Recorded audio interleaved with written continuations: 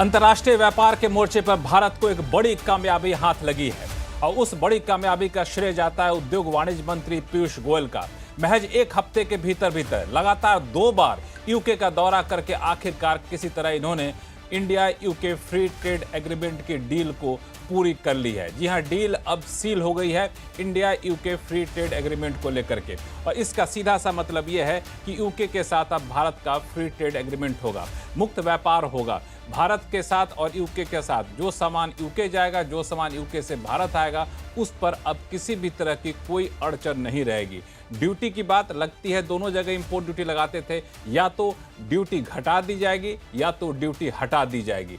भारत से 90% से ज़्यादा सामान जो यूके जाता था उस पर अब कोई ड्यूटी यूके नहीं लगाएगा। ये अपने आप में भारत सरकार की, उद्योग वाणिज्य मंत्री पीयूष गोयल की बहुत बड़ी कामयाबी कही जा सकती है, क्योंकि इसके बाद भारत के एक्सपोर्टर्स के लिए, चाहे वो टेक्सटाइल एक्सपोर्टर्स हो, चाहे लेदर गारमेंट एक्सपोर्टर्स हो, उनके लिए एक बड़ा बाजार यूके में मिल जाएगा। यूके के साथ हमारा कारोबार और ज़्यादा बढ़ेगा। जो लोग यूके में जाकर के नौकरी करना चाहते थे, उनके लिए नौकरी करना काफ़ी ज़्यादा आसान हो जाएगा। यूके की कई सारी चीज़ें जो यहाँ के शौकीन लोग इस्तेमाल करना चाहते थे, वहाँ के स्कॉच वाइन हो, विस्की हो, वहाँ के लग्जरी गाड़ियाँ हों, वो भी अब सस्ती मिलेगी। तो बहुत ही विन विन सिचुएशन वाले यूके के साथ फ्री ट्रेड एग्रीमेंट डील को यहाँ पे साइन कर लिया गया है और प्रधानमंत्री ने इसे ऐतिहासिक करार दिया है। और इस आज आवाज़ अड्डा में आज हम लोग करेंगे इसी पर खास चर्चा कि यूके के साथ किए गए इस फ्री ट्रेड एग्रीमेंट में आखिर किस सेक्टर को कितना फायदा होगा, भारत के लिए कितनी बड़ी कामयाबी है। और इस पर हमारे साथ जुड़ेंगे विशेष मेहमान, हमारे सहयोगी बॉम्बे से जुड़ रहे हैं विपिन भट्ट जी, साथ ही साथ हमारे साथ इंडस्ट्री चैम्बर के दिग्गज जुड़ेंगे, हमारे साथ जुड़ेंगे जो इस पूरे ट्रेड पर एक खास पैनी नज़र रखे हुए थे अब तक, वो भी हमारे साथ इस पैनल में जुड़ेंगे। शुरुआत लेकिन विपिन जी आपसे मैं करना चाहूँगा कि बार बार ये सवाल उठता था कि पूरी दुनिया अपने बाजार को संकुचित करके रिजर्व रखना चाहती है, बहुत बंद करना चाहती है। ऐसे में भारत का यूके के साथ फ्री ट्रेड एग्रीमेंट होना कितनी बड़ी कामयाबी आप मानते हैं?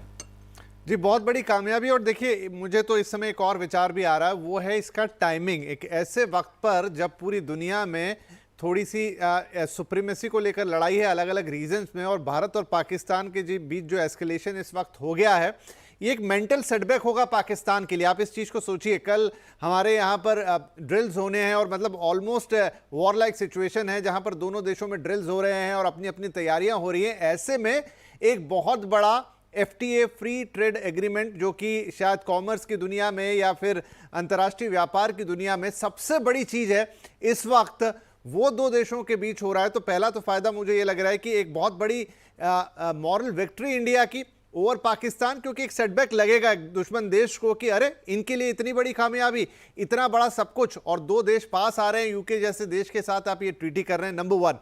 नंबर 2, जो इसका कॉमर्स साइड है, आपने बहुत अच्छी तरह से भी एक्सप्लेन किया दर्शकों के लिए कि क्या मतलब होता है एक फ्री ट्रेड एग्रीमेंट का। जब 2 देश एक फ्री ट्रेड एग्रीमेंट में आते हैं तो उनके बीच में समझ लीजिए एक तरह से सीमाएं समाप्त हो जाती हैं, क्योंकि इस समय जहां दुनिया में ट्रंप ने टैरिफ का टेरर मचा रखा है, उस समय अगर आप देखें कि 2 देशों के बीच, वो भी ऐसे 2 देश जो सबसे बड़ी इकोनॉमीज में से एक हैं, उनके बीच फ्री ट्रेड एग्रीमेंट होता है जहां सामान का आदान प्रदान, चीज़ों का आदान प्रदान, सेवाओं का आदान प्रदान बिना किसी रोक टोक के, बिना किसी ड्यूटी स्ट्रक्चर, मतलब ऐसे कॉम्प्लेक्स ड्यूटी स्ट्रक्चर के, तो चीज़ें एक दूसरे के पास जल्दी पहुंचेंगी, बेहतर तरीके से पहुंचेंगी, उनके दाम में भारी कमी आएगी, दोनों एक दूसरे के सामान को बहुत बेहतर तरीके से इस्तेमाल कर पाएंगे। आपने कई कारों से लेकर तो स्कॉच विस्की तक के उदाहरण यहां पर आए। तो ये एक बहुत बड़ा मोमेंट है, और जैसा आपने कहा, देश के प्रधानमंत्री ने इसका ऐलान किया और देश के वाणिज्य मंत्री जो पीयूष गोयल है, जो इसके पीछे, इसके आर्किटेक्ट आप कह सकते हैं उनको, जो काफी समय से इसके पीछे लगे थे। तो आई थिंक भारत के लिए सही वक्त पर बहुत बड़ी कामयाबी, जिसके कई मायने हैं सिवाय एक इसके कि वो एक फ्री ट्रेड एग्रीमेंट में तो आ ही गया ब्रिटेन के साथ। बिल्कुल, इसमें एक चीज जो आपने कही बड़ी अच्छी बात कि ये टाइमिंग बहुत ही महत्वपूर्ण है।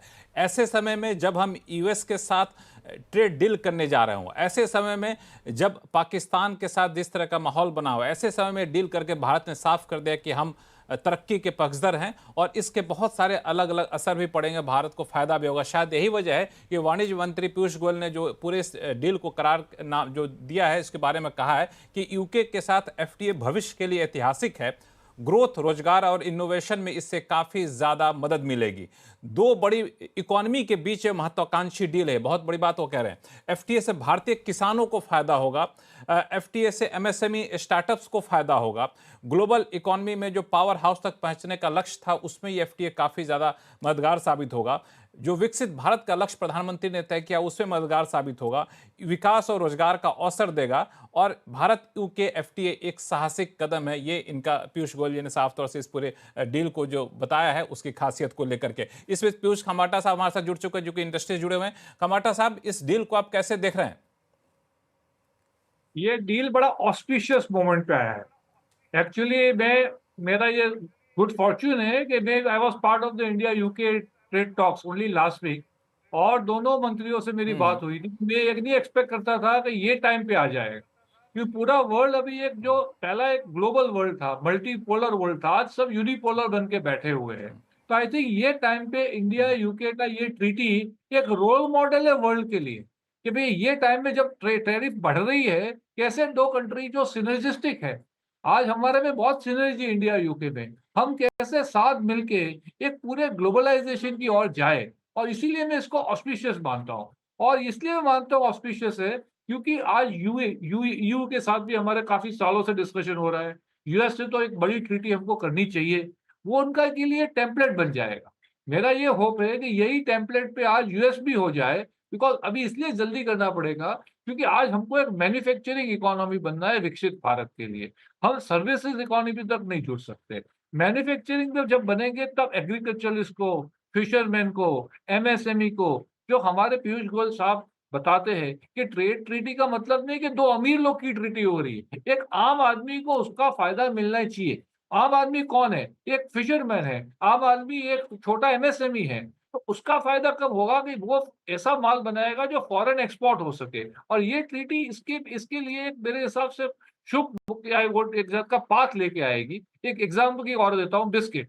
हमारी कंट्री की बहुत अच्छी बिस्किटें बनती है, यूके में बहुत शॉर्ट ब्रेड बिस्किट बनती है। आज यूके में बिस्किट बनाने से इंडिया में बिस्किट बनाना सस्ता है, अब ड्यूटी जीरो हो गई है। आज कोई भी यूके की कंपनी अपनी बिस्किट इंडिया में बड़े पैमाने पे बना सकती है, और हम इंडियन यहाँ से यूके भेज सकते हैं, बाजू कंट्री में भेज सकते हैं। इमेजिन करो। सिमिलरली मरीन प्रोडक्ट, सिमिलरली काफी value added export agri products है। एग्रीकल्चर को दूर रखा है, वो अच्छी बात है, एग्रीकल्चर को एफटीए में नहीं लाना चाहिए इंडिया जैसी कंट्री को, पर जो वैल्यू एडेड फूड प्रोडक्ट है उनको लाके उन्होंने बहुत अच्छा काम किया है। सेकंड, उन्होंने जो एक स्पेशल एक अग्रीमेंट में उन्होंने जो एग्जेम्पशन डाला जी, हुआ है, पीयूष खमाटा। हाँ, ये डबल कन्वेंशन जो हाँ, कंट्रीब्यूशन है, ये एक बड़ा यूनिक है। ये आपको हाँ, सबको समझना पड़ेगा हाँ, कि जो हमारे लोग वहाँ टेम्पररी जाते हैं काम के लिए, उनको वहाँ डबल सोशल कंट्रीब्यूशन नहीं देना पड़ेगा। अब ये एक छोटी चीज नहीं, बहुत बड़ी चीज। सोशल कंट्रीब्यूशन 15 से 20 बिल्कुल। टका तक मिलता है। अब आप सोचो कि जो हम जब मेरी कंपनी ने किसी आदमी को वहाँ 3 साल रखा, तो उसको मेरे को वहाँ का सोशल कंट्रीब्यूशन नहीं देना है, जब मैं यहाँ उसका दे रहा हूँ ईएसआईपी है। तो इससे कारण क्या, हाँ, ग्लोबल हाँ, मोबिलिटी। आज India is not only good in exporting products. We have skilled labor. Our skilled labor is today going in the world. And our CEO तक लेवल पे पहुंच रहे, बड़ी बड़ी कंपनी के सीईओ बन रहे हैं। पर उनको जब ग्लोबलाइजेशन हम वर्कफोर्स का कर रहे हैं, तब ये ट्रीटी में ये जो अक्खा नया जो डबल कंट्रीब्यूशन कन्वेंशन को पहली बार लेके आए हैं, ये एक बड़ा महत्व का कदम है मेरे हिसाब से। और इससे फायदा ये होगा कि इंडियन को फॉरेन में अच्छे जॉब मिलेंगे, और जो हमारे जो एस्पिरेशन है, हमारे यूथ का एस्पिरेशन है कि हम फॉरेन जाके इंडिया में पढ़े, फॉरेन जाके कुछ काम करें, वो मेरे हिसाब से इससे बढ़ेगा। सिमिलरली जो बाकी मोबिलिटी की बात सवाल की, खमाटा साहब, एक सवाल मैं आपसे पूछूं, आपसे मैं पूछूंगा, इसकी डिटेल में आऊंगा आपके पास, लेकिन एक सवाल मेरी दिलचस्पी आपसे जानने में यह है कि पिछले हफ्ते जब पीयूष गोयल गए थे यूके, तो बातचीत हुई, फिर वापस दूसरे देशों के दौरा पे चले गए, फिर वापस से हफ्ते भर के भीतर दोबारा वो पहुंच गए यूके। तो आपको लग रहा था वहां के माहौल देख करके कि इतना जल्दी डील हो जाएगा? और एक भारतीय अधिकारी, भारत के मंत्री किस तरह से वहां पे कोशिश करते, चूंकि आप आंखों देखा हाल ज्यादा बेहतर बता सकते हैं। नहीं, मैंने तो दोनों का हैंडशेक एक साथ लास्ट ट्यूसडे ही किए। दोनों मंत्री के इतने बड़े वार्म थे, दे वर पॉजिटिव। और कोई तो मेरे को ही नहीं पता था, उनको भी पता नहीं था कितना जल्दी होगा। पर एक चीज बहुत क्लियर है कि आई थिंक वो मैं कॉम्प्लीमेंट देना चाहूंगा अपने प्राइम मिनिस्टर को, मोदी साहब को और पीयूष गोयल जी को। इन्होंने डेफिनेटली इंडियन इंडस्ट्री का इंटरेस्ट को पहले प्रोटेक्ट किया है, इंडिया फर्स्ट की नीति अपनाई है। और मेरे हिसाब से आप माइक्रो देख लेना, इसमें इंडिया का लॉन्ग टर्म में इंडियन इंडस्ट्री का, इंडियन मैन्युफैक्चरिंग इंडस्ट्री का डेफिनेटली फायदा दिखा है। ट्रीटी करना बहुत इजी काम है। हमने थाईलैंड से भी ट्रीटी की हुई है, हमने आसियान कंट्री से ट्रीटी की है, वो ट्रीटी में इंडियन इंडस्ट्री मर गई। तो ऐसी ट्रीटी करके कोई फायदा नहीं है। तो मेरे हिसाब से ट्रीटी फास्ट करना इंपॉर्टेंट नहीं है, पर एक ऐसी ट्रीटी करना जिससे इंडियन इकोनॉमी को फायदा होवे, हमारे विकसित भारत का जो हम सबका ड्रीम है, उसमें कोई अलग भेदभाव तो 47 का हमको आज वो विकसित होना है। तो ये ड्रीम को कैसे हम पहुंचा सके, और ये आई थिंक इंडिया के फेवर की ट्रीटी है। और यूके एक ऐसी कंट्री है जिससे इंडिया के साथ सिनर्जी बहुत है। अब एक ऑटो की बात करते हैं, इन्होंने स्पेशल कोटा दिया है ऑटो कंपोनेंट दोनों साइड टैक्स फ्री का। अब काफी इंडिया, यूके की कंपनी इंडियन है, इंडिया की कंपनी यूके में ऑटो में। अब इमेजिन करो इससे क्या कोलैबोरेशन होगा। सिमिलरली डिफेंस में आज कोलैबोरेशन हो सकता है, हम तो कॉम्प्लीमेंट करते हैं। तो मेरे हिसाब से खाली फूड का तो मैंने एक एग्जांपल दिया, सर्विसेज का एग्जांपल दिया, इवन डिफेंस, कार्स, ये बिग टिकट थिंग है, इसमें भी आई थिंक ये ट्रीटी का इंडिया का फायदा डेफिनेटली आएगा, और यूके का भी फायदा है, बिकॉज यूके में सब कुछ तो बन नहीं सकता है। और यूके आज सब कुछ चाइना से नहीं इंपोर्ट करने वाला है, या तो यूरोप से नहीं करने वाला है, वो तो ब्रेक्सिट भी नहीं हो गया उनका। तो they are also looking at a dependable manufacturing destination. और luckily India is now emerging as a dependable manufacturing destination. और ये जो ट्रीटी, रिपीट कर रहा हूं, इससे जो टेम्पलेट बन जाएगा, यूरोप और ब्रिटिश के जो कंसर्न्स है सेम थे, कोई ज्यादा फर्क नहीं था। वो ब्रिटेन का कंसर्न था मेरा स्कॉच विस्की, और यूरोप का कंसर्न था मेरा इटालियन वाइन। अगर स्कॉच को टेक केयर कर दिया है तो वाइन भी टेक केयर हो जाएगा। तो मेरे हिसाब से आज की तारीख में यूं तो इमीडिएटली होना जरूरी है, बिकॉज ऑलमोस्ट कॉम्प्लीमेंटरी है।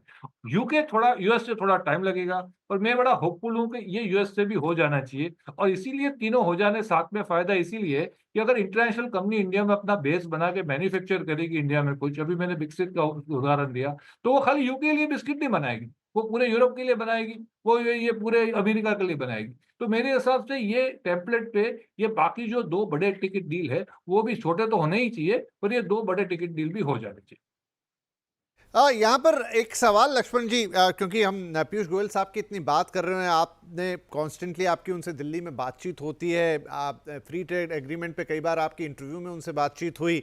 मैं सिर्फ ये समझना चाहूँगा कि जो भी बातचीत में आया तो वो सिलसिलेवार किस तरीके से बात आगे गई, अगर आप हमें थोड़ा बता पाएँ उस अंदाज में कि कैसे भारत ने कदम ब कदम बढ़ाकर इसको हासिल किया। और डेफिनेटली गोयल साहब के उस पर तो जाता ही है ये कि उनकी इसमें एक बहुत बड़ी और सार्थक भूमिका रही है।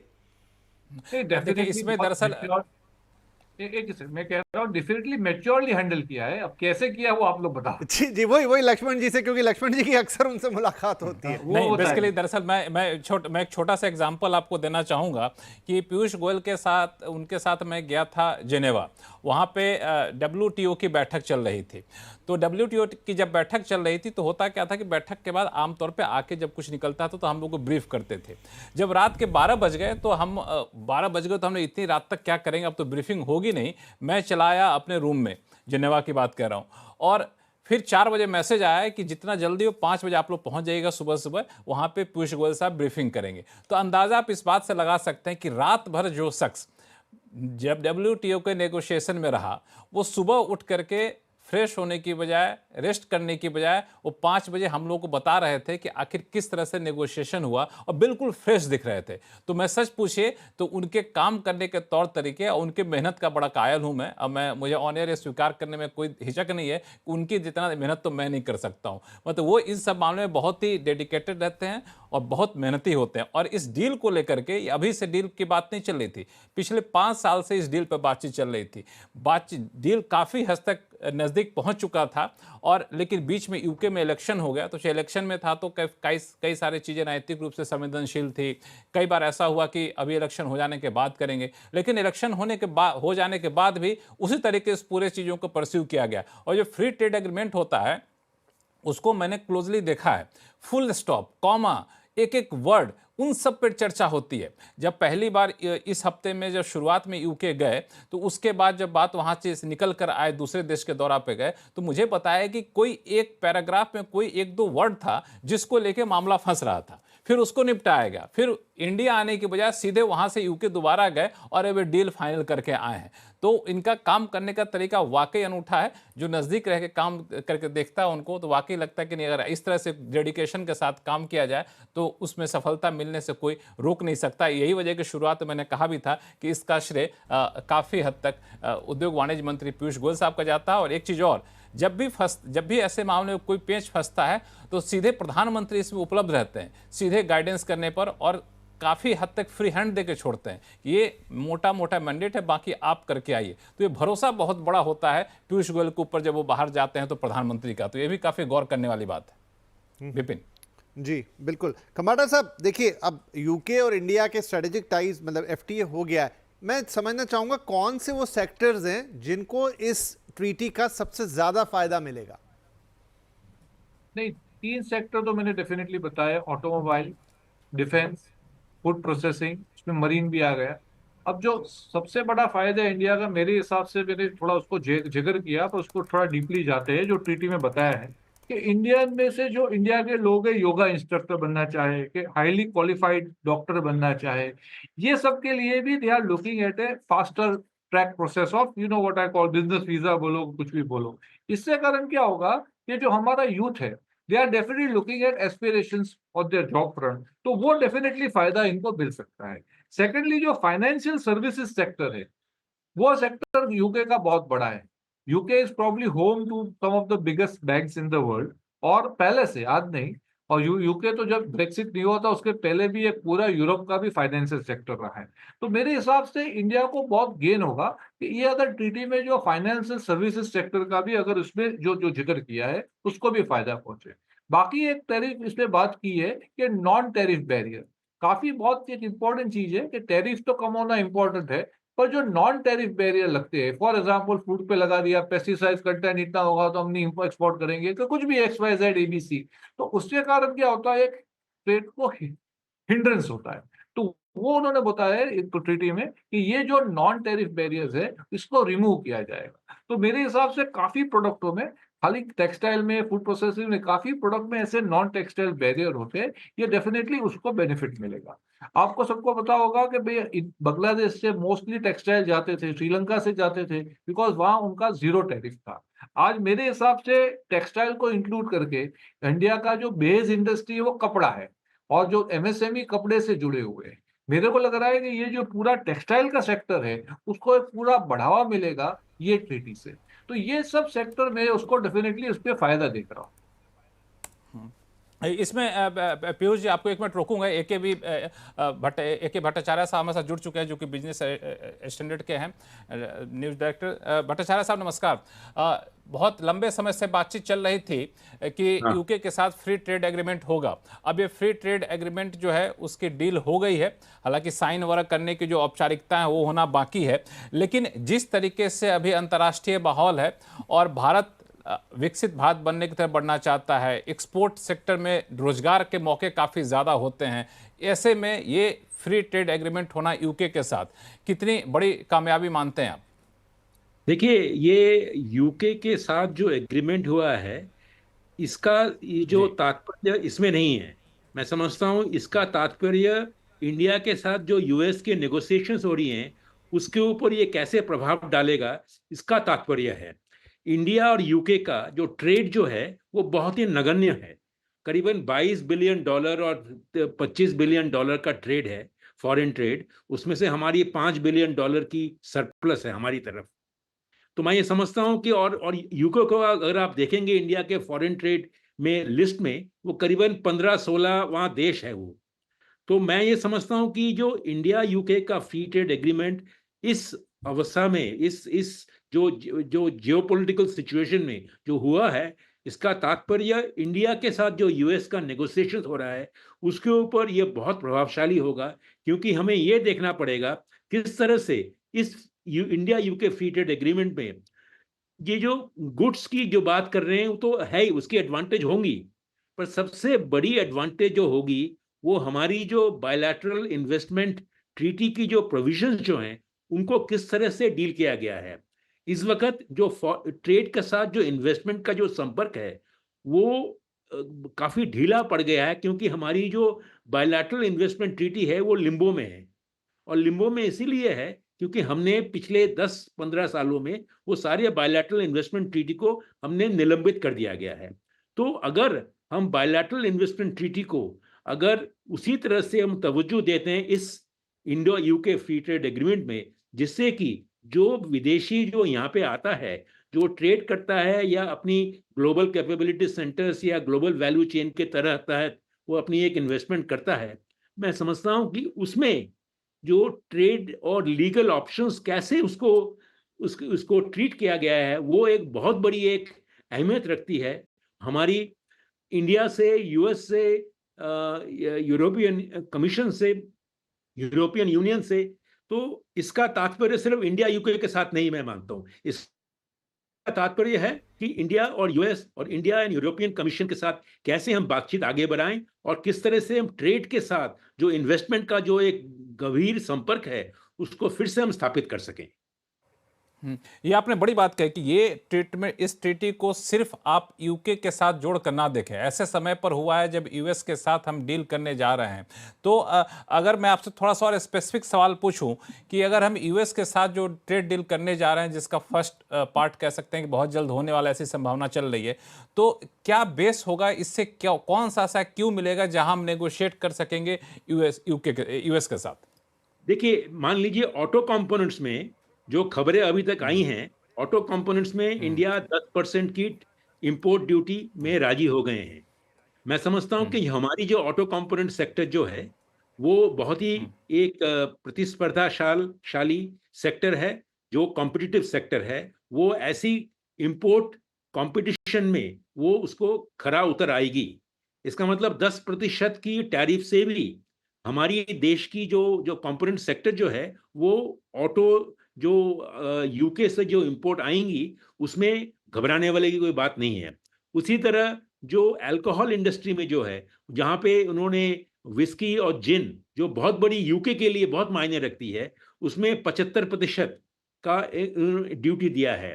तो इसी तरह जैसे जैसे हम और भी डिटेल्स हमें मिलेंगे, हमें ये देखेंगे कि यूके एक एक एक एक स्टैंडर्ड बन सकता है कि अगर यूके के साथ आपने 10% किया तो आप यूएस के साथ भी कह सकते हैं कि हमने यूके के साथ 10% किया है, आपके साथ भी हम 10% कर देते हैं।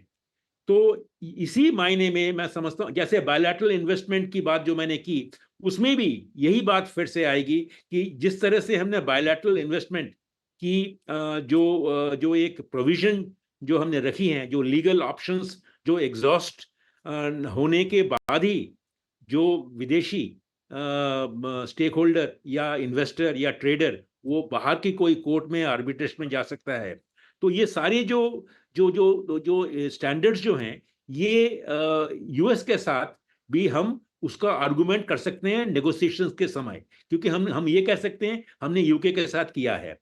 और उससे बड़ी बात ये है कि हमें ये देखना है कि इंडिया यूके के साथ जो हमारी जो कोई साइड लेटर्स एक्सचेंज हुई है कि नहीं।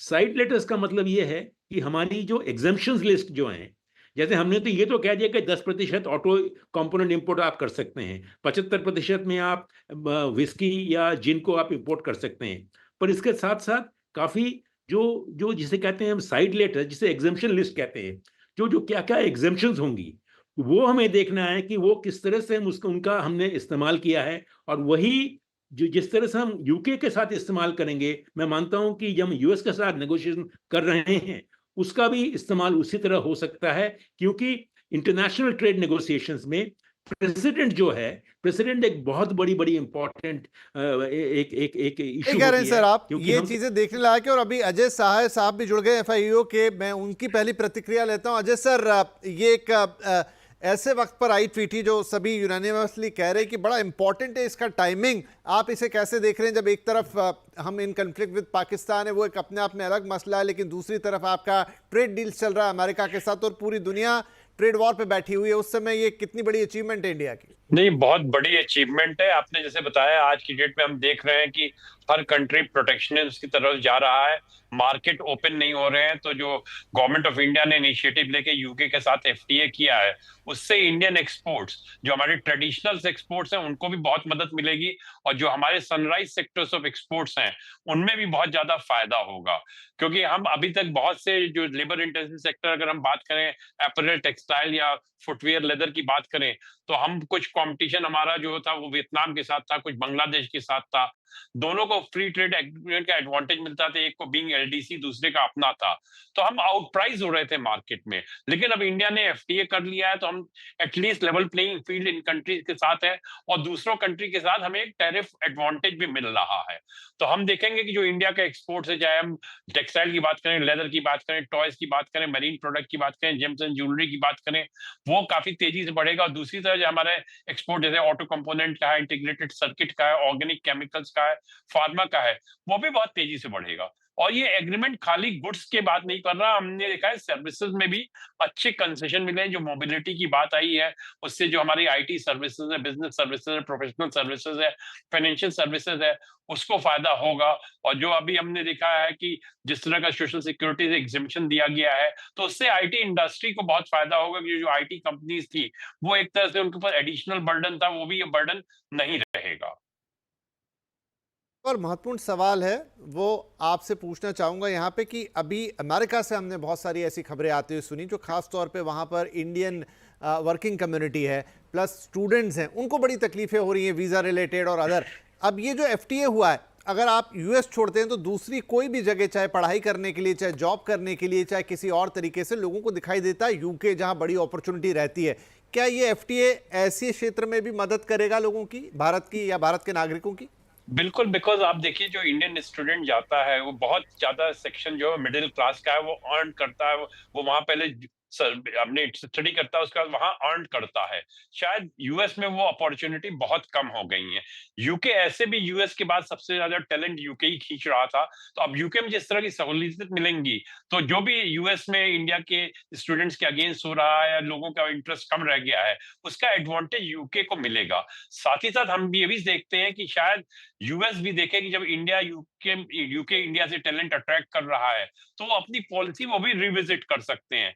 मेरे को नहीं लगता कि यूएस जो हमारा टैलेंट है उसको लेने के लिए यूएस को कोई प्रॉब्लम है। वो जो H1B की प्रॉब्लम है, शायद लोअर जो सेक्शन में है हमारे जो वर्कर्स हैं उनमें ज्यादा होगा। हमारे टैलेंट को वर्ल्ड में हर जगह माना जाता है, और यूके ने इस चीज का एक बहुत अच्छा उदाहरण दिया है, और इससे लगता है कि यूएस भी कुछ सीख लेगा इससे। अजय साया साहब, मैं लक्ष्मण बोल रहा हूँ, आपके पास भी सवाल लेकर के आऊँगा। पीयूष साहब, खंबाटा साहब, आपके पास सवाल लेकर आऊँगा। सवाल एक ही है कि ठीक है, यूके के साथ हमारा कारोबार अभी बहुत बड़ा नहीं होता है। अब इस एफटीए होने के बाद जो दूसरे देश थे जो यूके में एक्सपोर्ट करते थे, चाहे चाइना हो, बांग्लादेश हो, ऐसे देशों सामान जो जाता था, उनके मुकाबले हम कितना कॉम्पिटिटिव हो जाएंगे यूके में, और उनके बाजार को हम कैप्चर कर पाएंगे, इसकी संभावना कितनी बनती है? साहा साहब पहले आप बोलिए, फिर यही सवाल लेके मैं खंबाटा साहब को पास जाऊंगा। देखिए, जिन कंट्री का यूके के साथ जीरो ड्यूटी का एडवांटेज था, जहां वो लीस्ट डेवलप कंट्रीज थे या वो फ्री ट्रेड कंट्रीज थे, उनके साथ हमारा कंपटीशन अब बराबर का कंपटीशन है। तो पहले जो भी हमारा लॉस होता था, मान लीजिए किसी प्रोडक्ट पे 10% ड्यूटी, हमें 10% का डिसएडवांटेज था, वो नहीं रहेगा। अब अगर हम बात करें चाइना जैसे कंट्री को, जो कि MFN के लेवल पे अपने गुड्स भेजेगा, हमारे पास जीरो ड्यूटी का एडवांटेज होगा, तो हमें वो 10% एडवांटेज मिलेगा। तो जब आपको इतना ज्यादा एडवांटेज मिल रहा है, उसको आप पास ऑन कर सकते हैं, जैसे कि इंपोर्टर को वो एक्चुअल बेनिफिट मिले। इंपोर्टर को बेनिफिट मिलता है तो कंज्यूमर को बेनिफिट मिलता है, डिमांड बढ़ती है, और वो ऑर्डर इंडिया के ऊपर प्लेस होंगे। तो ये हम जो इस तरह का ट्रेंड देखते हैं, इससे इंडिया को बहुत फायदा होगा। इसीलिए इंडियन इंडस्ट्री बहुत बेताबी से इसका एफटीए का इंतजार कर रही थी, और हमारी जो लेबर इंटेंसिव सेक्टर जहां जॉब ज्यादा क्रिएट होते हैं, उनको बहुत बड़ा पुश मिलेगा। ठीक है, इस पे मैं आऊँगा एक सवाल लेकर के, और आप जुड़े रहिए साया साहब हमारे साथ। खंबाटा साहब, आप खास तौर से एग्रो प्रोसेसिंग इंडस्ट्री को ज़्यादा करीब से देखते हैं, और पीयूष गोयल साहब ने अपने ट्वीट में रिएक्शन में कहा भी है कि किसानों के लिए बड़ा फायदेमंद होगा। आपको लगता है यूके में हम दूसरे देशों के जो वहाँ एक्सपोर्टर हैं, वहाँ के लिए जो भेजते हैं सामान, उनके मार्केट को हम कैप्चर कर पाएंगे आसानी से? पहले मैंने 99% सामान पर ड्यूटी नहीं लगेगी। हमने काफी इसके मैंने उदाहरण बिस्किट का दिया, फिश का दिया, पर इस पे दो है। एक है एग्जिस्टिंग ट्रेड किसी का किसी के साथ हो रहा है, उसमें ये जो ट्रांजैक्शनल फायदा हो गया, साहू साहब ने बताया मैंने माल खरीद लिया। फॉर एग्जांपल मैं अभी खरीदता था बांग्लादेश से, अब मेरे को लगा इंडिया भी चीपर हो गया, चलो इंडिया का माल बेहतर है खरीद लेता हूँ। पर ये छोटा बेनिफिट है। बड़ा बेनिफिट है कि विकसित भारत के लिए हमको बड़ी बड़ी मैन्युफैक्चरिंग यूनिट से लगानी है, हमको बड़े बड़े क्लस्टर लगाने हैं, हमको ऐसी जेड बनाने हैं। We are not talking of 1 or 2 rupees investment for billion, we are talking of billions of dollar. अब वो जो बड़ी कंपनियां एफडीआई की तरह लगाती है, कि वो एफआईआई लेके लगाती है, कि वो कॉन्ट्रैक्ट बड़ी बड़ी कंपनियों के साथ करती है। आज टाटा ने कॉन्ट्रैक्ट किया है मोबाइल बनाने का, आज हमारी company for example food processing में कॉन्ट्रैक्ट कर किसी के साथ कि भैया पूरा यूके का ये जूस हम मैंगो जूस इंडिया से बना के देंगे। अब वो जो बेनिफिट मिलेगा आज कि उसमें इंडिया से अगर मैंगो जूस बनेगा तो उस पर ड्यूटी वो पहले थी 15%, 10% जीरो हो गई, कि चलो इतनी कम हो गई। तो ये इंडिया एक सीरियस मैन्युफैक्चरिंग डेस्टिनेशन बन सकता है। अब मैं मैंगो की यूनिट लगाऊंगा फॉर यूके और होपफुली यूरोप और यूएसए ऑल्सो, तो फ्रूट तो मैंगो का ही रहने वाला हूँ, तो इंडिया के फार्मर का बेनिफिट हुआ। अगर मैं बड़ी सी फैक्ट्री लगाता हूँ और जिसपे पूरा यूरोप में माल जाने वाला है, तो जो लड़के तो जो काम करने वाले वर्कर तो इंडियन ही, उसको फायदा मिलेगा, इंडिया को फॉरेन एक्सचेंज आएगा, इंडिया का मैंगो, इंडिया का वर्कर। तो ये सब पूरा जो ओवरऑल बेनिफिट है, वो वही तो बेनिफिट इंडिया को चाहिए, वही हम मिस कर गए। आज इंडिया ने हमारा मिस यही किया है कि हमने जो बड़े मैन्युफैक्चरिंग डेस्टिनेशन नहीं बने। मैन्युफैक्चरिंग में ग्लोबल स्टेज पे हमारा 1% स्टेक होगा। आज चाइना 50% माल बना लेता होगा, 40-50%। आज हमको ग्लोबल स्टेज पे फॉरगेट 50%, आज 5% भी कर लेते हैं तो डबल ट्रिपल हो जाता है। तो ये 5% के लिए ये ट्रीटी डेफिनेटली एक सीरियस ट्रीटी है और इससे फायदा होगा। सेकंड, जो बड़े बड़े रिटेलर है, टेस्को है, अमेजोन है, वो अपने ब्रांड से खरीदते हैं माल, वो अपने ब्रांड से इंडिया से ज्यादा सोर्सिंग करेंगे। लो भाई हमारे प्रोडक्ट इंडिया से ही सोर्स करते हैं, इंडिया सब कुछ दे सकता है। इनके बाइंग मैनेजर का इंडिया ऑफिस बना देगी कि चलो भैया everything what Tesco has to buy from UK India से बाय कर लेंगे। तो ये जो पूरा जो बेनिफिट मैं देख रहा हूँ, वो कह रहा हूँ, मैं सोच रहा हूँ फ्रेश इन्वेस्टमेंट। एग्जिस्टिंग तो चलो ट्रेड शिफ्ट होगा, अच्छी बात है, पर जो फ्रेश इन्वेस्टमेंट आ सकता है, ये इंडिया के लिए बड़ी इंपॉर्टेंट चीज है। और पहले भी मैंने बताया है कि ये जो आज ये टेक्टोनिक शिफ्ट हो गया, 2 अप्रैल को एक अनाउंसमेंट हुआ व्हाइट हाउस से और पूरा वर्ल्ड रियलाइन हो गया है। पूरा वर्ल्ड ये रिलाइन हो रहा है कि now there are trustworthy countries on one side और some countries you don't trust on other side. उसका नाम नहीं लूंगा मैं। तो वो जो हम लोग का वो जो ट्रस्ट वाली कंट्री की लिस्ट में आ गए हैं, तो आज जो भी फ्रेश इन्वेस्टमेंट आना है वो ट्रस्टवर्दी कंट्रीज में आएगा, और वो इंडिया एक ट्रस्टवर्दी कंट्री है। यूके का डील वो जनाता है और ये यूरोप और यूएस से मेरे हिसाब से बहुत जल्दी हो जाएंगे, और इससे India will definitely be the first, मैं तो कहता हूँ first option for fresh investment in manufacturing. और ये इंडिया का ये ट्रीटी का सबसे बड़ा फायदा है, और उसका सीधा बेनिफिट ये कॉमन मैन को है, कॉमन वर्कर को है, एग्रीकल्चरिस्ट को है। और इसीलिए मैं प्राइम मिनिस्टर और कॉमर्स एंड इंडस्ट्री मिनिस्टर को कॉन्ग्रेचुलेट करूंगा। ये step in the right direction है, इन्होंने कॉम्प्रोमाइज बिल्कुल नहीं किया है। They have made a treaty for India and it will be definitely of use for it. हाँ, इस पर मैं आगे आऊंगा आपके पास खंबाटा साहब, लेकिन एक भी सर, एक सवाल आपके पास, क्योंकि इस साल माना जा रहा है कि 3 से 4 देशों के साथ एफटीए होना है।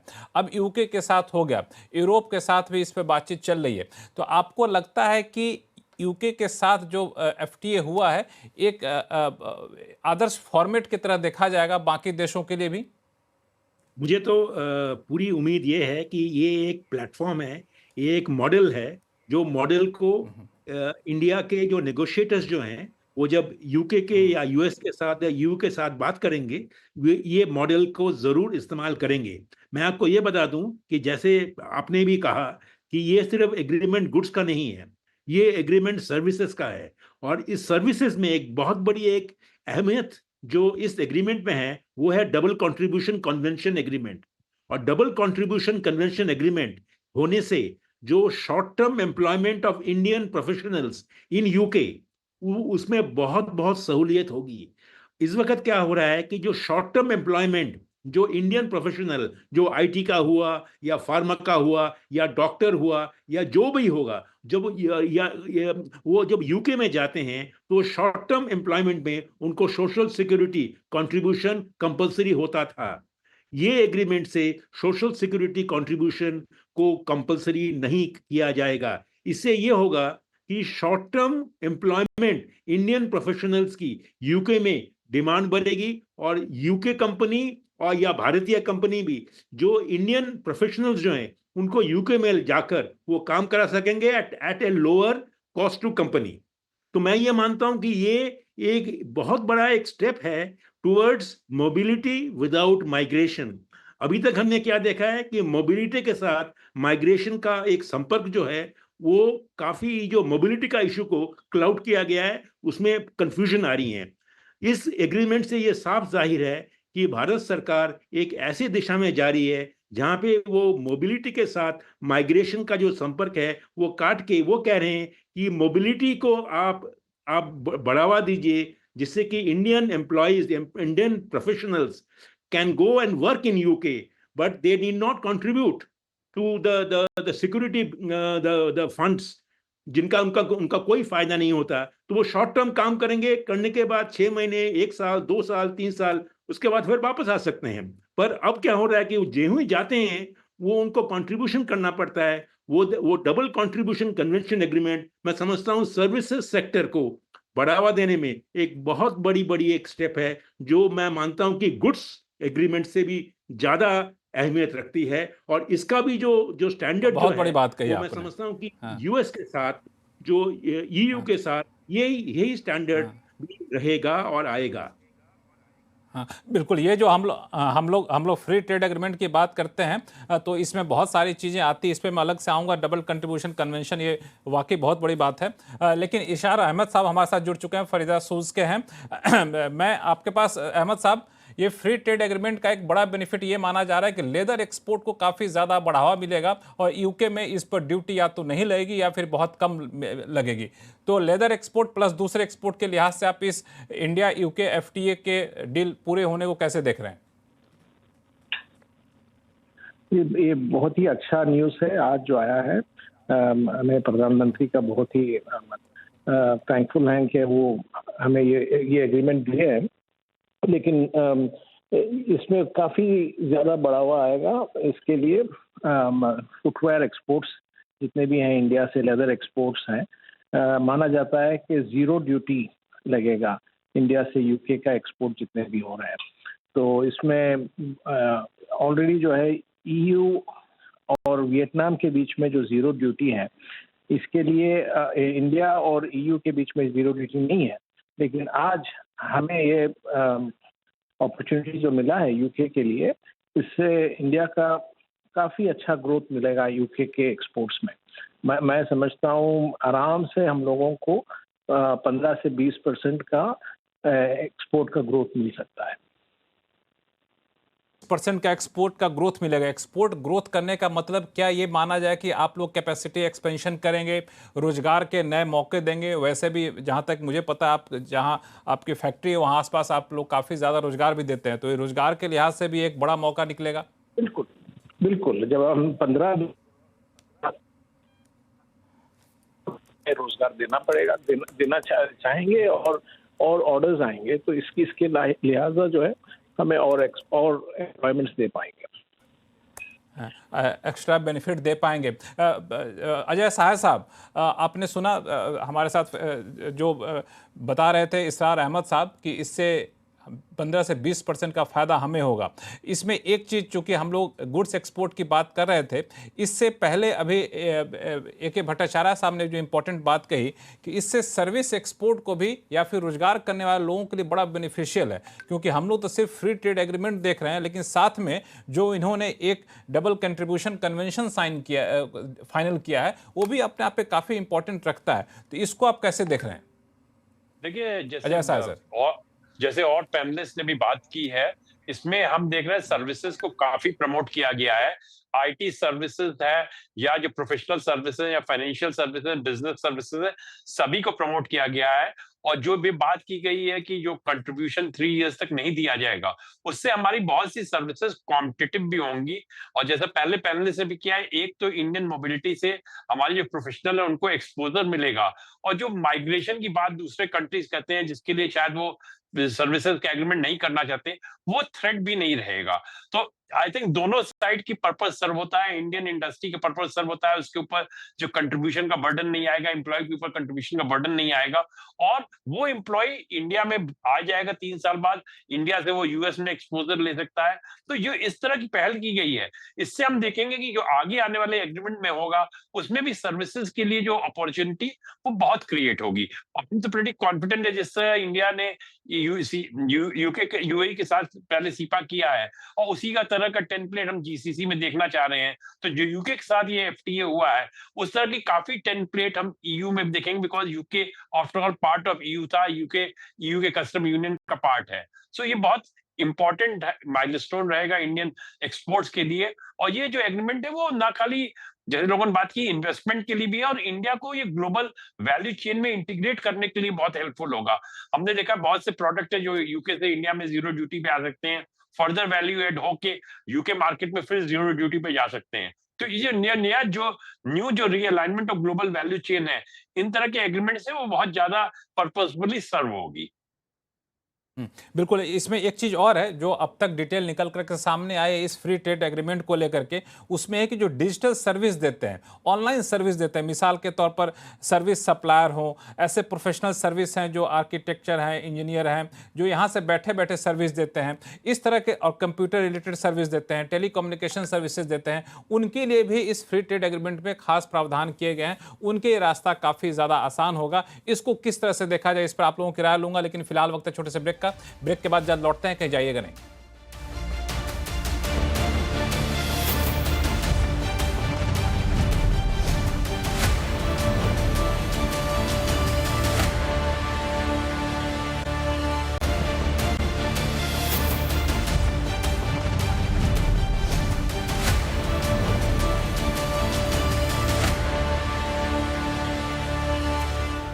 बड़ी खबर इस वक्त की वही, और उसी पर आप देख रहे हैं आवाज अड्डा। भारत और यूके के बीच एफटीए यानी कि फ्री ट्रेड एग्रीमेंट जो बहुत लंबे समय से जिसके लिए निगोशिएशंस चल रहे थे, फाइनली वो साइन हो गया है। मतलब साइन होने की औपचारिकताएं बाकी हैं, लेकिन दोनों ही देशों के प्रधानमंत्री ने डिक्लेयर कर दिया है कि दोनों देश अब इस पर राजी हैं, और इसी पर हमारी बड़ी चर्चा चल रही है। ब्रेक से पहले काफ़ी बातचीत हुई और सभी मेहमानों के साथ बातचीत को आगे बढ़ाते हैं। शिवकांत जी जुड़े और इनफैक्ट सीधे यूके से जुड़े हैं। तो शिवकांत जी, अब आपसे भी बातचीत करना शायद आसान हो जाएगा एफटीए के बाद, क्योंकि आप हमारे साथ यूके से जुड़ते हैं। बहरहाल ये एक बड़ा कदम, एक भारत के लिए आर्थिक मोर्चे पर बड़ी जीत।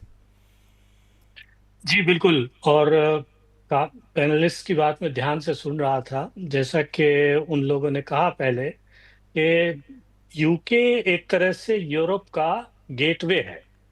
तो यूके से जब आपने डील साइन कर ली, तो असल में जो बड़ा प्राइस है वो तो यूरोप के साथ जो डील अटकी हुई है उसको पूरा करना है, क्योंकि यूरोप की इकोनॉमी अगर कुल मिलाकर के देखें तो दुनिया का सबसे बड़ा ब्लॉक है। तो उसके लिए मुझे लगता है आगे एक ब्लूप्रिंट बनता है और रास्ता खुलता है। और सबसे बड़ी खुशी की बात तो ये है कि अभी पिछले क्रिसमस पे जब खरीदारी करने के लिए आम तौर पे ये यहाँ सालाना एक रिवायत है कि लोग सेल्स में खरीदारी करने जाते हैं, तो पिछले कुछ सालों से जब जाते थे तो देखते थे दुकानों पे मेड इन इंडिया नाम से कपड़े नहीं मिलते थे, जूते नहीं मिलते थे, कोई सामान नहीं मिलता था, खिलौने वगैरह का तो सवाल ही पैदा नहीं होता। सब कुछ वियतनाम, बांग्लादेश, श्रीलंका, पाकिस्तान तक का नाम मिल जाता था। भारत में बनी हुई सामान जो है वो लगभग नदारद हो गया था। तो मुझे लगता है इस ट्रेड डील के बाद उसमें परिवर्तन आएगा, और पहले जो भारत से कपड़े आते थे, जूते आते थे, इस तरह का सामान आता था, वो आएगा। और सबसे बड़ी बात जो इस ट्रेड डील में हुई है, जिसका जिक्र पहले हो चुका है, वो ये है कि भारत और यूके दोनों, अब हम बात तो कर रहे हैं कि सामान बिकेगा, ये होगा, वो होगा, आगे चल के और संभावनाएं बन सकती हैं। जैसे कि अमेरिका की बात करें तो 90% फ़ोन, 90% जो मतलब उनके कंप्यूटर स्क्रीन वगैरह हैं, वो चीन से आते हैं। तो ये यूके में भी इसी तरह से हो रहा है, यहाँ भी बाहर से आ रहे हैं। तो भारत अगर अपना विनिर्माण, उसका विकास करे, तो ये चीज़ें भारत में बनने लगे तो वहाँ से यहाँ आ सकती हैं। भारत जो है वो एक भरोसेमंद देश के रूप में उभरा है, उसकी साख है, लेकिन हमारे पास अभी निर्माण की क्षमता नहीं है। जहाँ तक सेवा की बात मैं ये कह रहा था कि यूके और भारत दोनों सेवा क्षेत्र की बड़ी जो है वो अर्थव्यवस्थाएं हैं। तो इसलिए हम जो सेवाएं देते हैं उस पर इस समझौते में ध्यान दिया गया है। और ये बहुत अच्छी बात हुई है कि यहाँ आते ही जो बाहर से लोग काम करने आते थे, उनको 12.5%, वो छोटा-मोटा नहीं है, जो सोशल सिक्योरिटी की बात हो रही है, नेशनल इंश्योरेंस यहाँ उसको कहा जाता है, वो 12.5% कर है, वो देना पड़ता है। उससे हेल्थ सर्विस और पेंशन और वो सब यहाँ चलती हैं। तो अगर वो नहीं देना पड़ेगा, अभी तक ये क्लैरिटी नहीं है कि कंपनियों को उसके बराबर, उससे बल्कि 1.5 गुना देना पड़ता है। कंपनियों को भी वो कंट्रीब्यूट करना पड़ेगा या नहीं करना पड़ेगा। अगर कंपनियों को भी छूट मिल जाती है और एम्प्लॉइज को तो छूट मिल ही रही है, तो बहुत बड़ा फायदा होगा। उसके बाद तो कॉम्पिटिटिवनेस बढ़ जाएगी भारत से काम करने आने वाले लोगों की। हाँ, एक चीज है जो इसमें मुझे लगता है भारत ने समझौता किया है, ब्रिटेन की सरकार नहीं मानी है, कि उन्होंने आप्रवासन नीतियों में कोई बहुत बड़ा फेरबदल नहीं किया है। तो कंपनियों को कुछ सहूलत तो होगी कि वो अपने यहाँ अपने एम्प्लॉइज को भारत से लाती हैं काम कराने के लिए, वो ला सकती हैं, उनको परमिट लेने में थोड़ी आसानी हो जाएगी। लेकिन उनको वैसी छूट नहीं मिलेगी कि जितने एम्प्लॉयी वो चाहते हैं वो ला सकते हैं। उन पर जो अभी आप्रवासन नीतियाँ हैं वही लागू रहेंगी और वो काफ़ी कड़ी नीतियाँ हैं। उनके चलते भारत से एम्प्लॉयी को लाना बड़ा आसान नहीं है। उनके लिए परमिट लेने में एड़ी चोटी का ज़ोर लगाना पड़ता है। वो मामला जारी रहेगा। वो आप्रवासन नीति जो है पूरी दुनिया में कड़ी हो रही है। इसलिए मुझे नहीं लगता उसको, उस पे भारत को कहीं से कोई और ख़ास रियायत मिलेगी। लेकिन जितना हुआ है वो बहुत अच्छा हुआ है। ने अपने इसमें बताया है, डिटेल जो अब तक दी है उसमें बता दूं कि इसमें कहा गया है कि मैन्युफैक्चरिंग सेक्टर, खासतौर से लेबर और टेक्नोलॉजी इंटेंसिव सेक्टर जो है वहां पे एक बड़े मौके मिलेंगे इस डील के जरिए।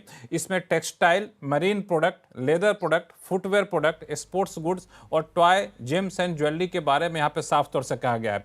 आप जो कह रहे थे बाहर जाकर जो लोग जॉब करते हैं, अब्रजेशन नीति जो है उसमें भले ही बदलाव ना किया गया हो, लेकिन साफ तौर से कहा गया है कि आईटी और फाइनेंशियल सर्विसेज, प्रोफेशनल सर्विसेज में, एजुकेशनल सर्विसेज के लोगों के लिए वहाँ पे एक नए मौके मिलेंगे जॉब के और वहाँ पे काम करने के। इस पर काफ़ी लंबी चौड़ी कई महीनों की इस पर बहस हुई थी कि किस तरह से ढील दी जाए। इंडिया ने काफ़ी ज़्यादा इसको मांग किया था। भट्टाचार्य साहब, इस नज़रिए से इस डील को देखा जाए तो आप कैसे देख रहे हैं? क्योंकि यहाँ से बहुत सारे प्रोफेशनल हैं जो, हाँ बोले। एकदम, एक पहली बात तो जो मैंने पहले कहा कि प्रोफेशनल जो सर्विसेज जो हैं उस एक्सपोर्ट्स में एक बहुत बड़ा एक पुश मिलेगा। और दूसरी बात है कि आपको जरा बारीकी से अगर आप ये एग्रीमेंट का ढांचे को देखेंगे तो उसमें ये कहा गया है कि करीबन 85% चीजें जो यूके से इंडिया में आती हैं वो टैरिफ फ्री, मतलब टैरिफ मुक्त हो जाएंगी ओवर ए पीरियड ऑफ 10 साल।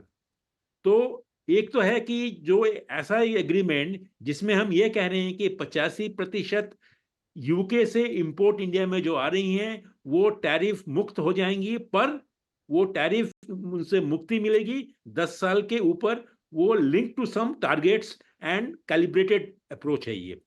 नाउ इसका मतलब ये भी है कि इसको दो चीजों में काफी सहायता मिलेगी। एक तो है कि जो ग्लोबल वैल्यू चेन्स, जिससे कि हम थोड़े बहुत बिछड़ गए हैं, और आज की जो ग्लोबल ट्रेड में ग्लोबल वैल्यू चेन की जो अहमियत है उसको हमें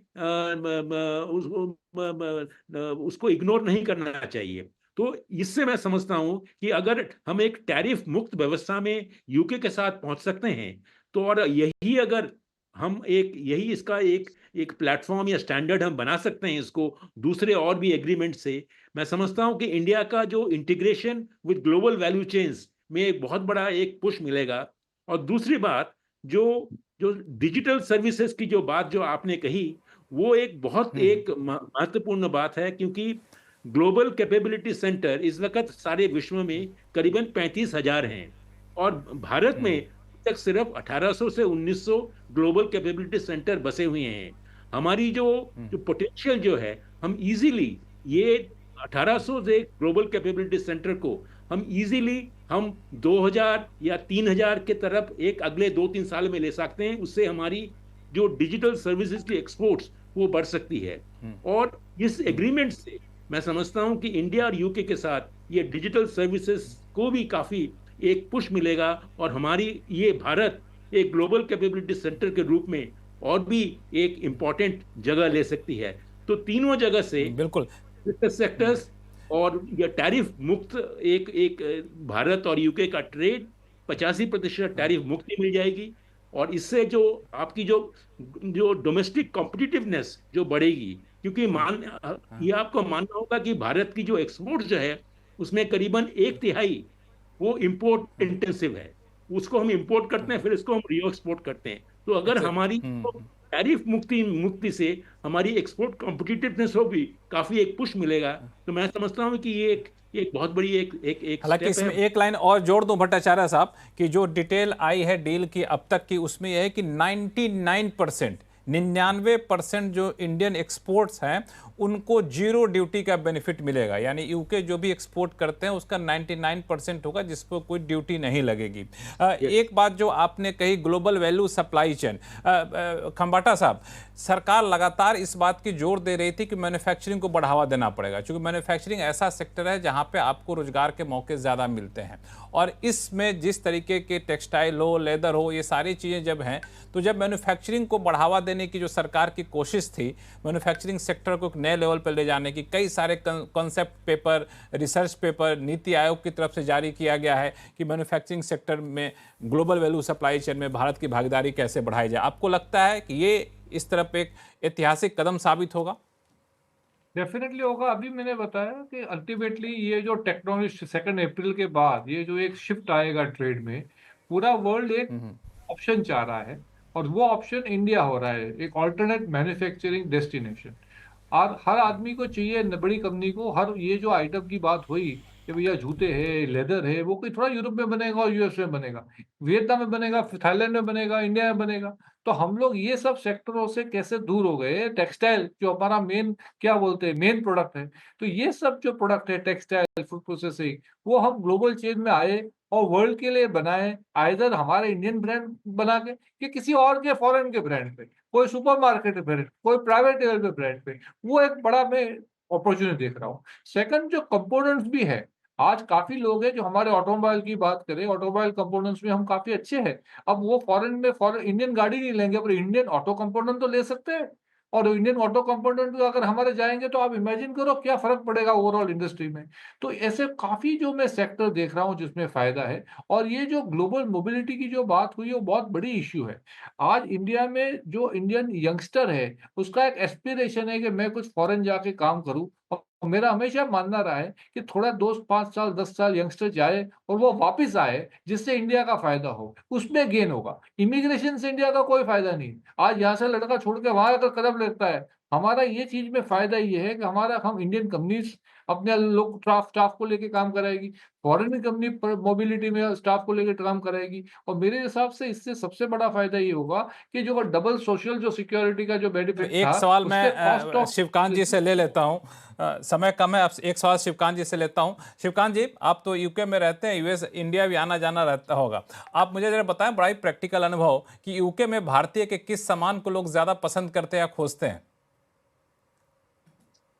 यूके में भारत का देखिए, सबसे जो मनपसंद चीज है वो तो रेशम के कपड़े हैं, या फिर खाने अरे वाह। पीने की बात करें तो आम है, चावल है। तो आम यहाँ इतने महंगे हो गए थे, पाकिस्तानी आम बिकने लग गए थे, हालत ये हो गई थी। तो मुझे लगता है कि इस एग्रीमेंट के बाद आम की पेटियां जो हैं वो काफी सस्ती हो जाएंगी और ज्यादा काफी सस्ती हो वैरायटी जाएंगी। आने लगेगी, ज्यादा वैरायटी आने अच्छा, लगी। अगर आप और जो अगर अगर आप फैशन हाँ, के जो अपनी कपड़े बात हैं पूरी वो कर। उसमें भारत का नाम हाँ, है। अगर आप जब यूके से इंडिया आते हैं तो लोग क्या कहते हैं कि लेके आइएगा जरूर, यहाँ पे हमें बड़ा पसंद है यूके का विस्की, सामान। इंडिया में लोग वो क्या पसंद ठीक है, करते मतलब लोग सबसे सबसे पहले जो है दारू मांगते हैं। विस्की, जो विस्की पे अगर छूट मिल गई, विस्की पे अगर टैक्स नहीं लगेगा भारत में, या हैं? हाँ, 85% 90% कम हो जाएगा, तो वो भारत में ही सुलभ हो जाएगी। तो हमारा जो लाने का जो एक बर्डन है वो एक मतलब वो बोझ कम हो रहता है कि आपको 2 बोतलें तो लेके अब आनी है। तो उसकी जरूरत नहीं पड़ेगी। उसकी जरूरत नहीं पड़ेगी, बिल्कुल। स्कॉच विस्की और वाइन जो थे उस पर ड्यूटी कम करने की बड़ी डिमांड थी। जो अब तक संकेत मिल रहे हैं उस पर 150% ड्यूटी लगती थी। 10,000 की बॉटल मान लिया कोई हो महंगी तो 25,000 की यहाँ मिलेगी ड्यूटी लगने के बाद। अब शायद उस पर कोई ड्यूटी ना लगे भी तो बहुत थोड़ा बहुत लगे। तो ये कुछ अच्छी खबरें हैं, कुछ शौकीन लोगों के लिए भी, ज़रूरतमंद लोगों के लिए भी, और रोजगार के मौके ढूंढने वाले लोगों के लिए भी। आप सही मेहमानों का बहुत बहुत धन्यवाद हमारे शो में जुड़ने के लिए। तो आवाज़ अड्डा में फिलहाल इतना ही। देखते रहिए CNBC आवाज़। नमस्कार।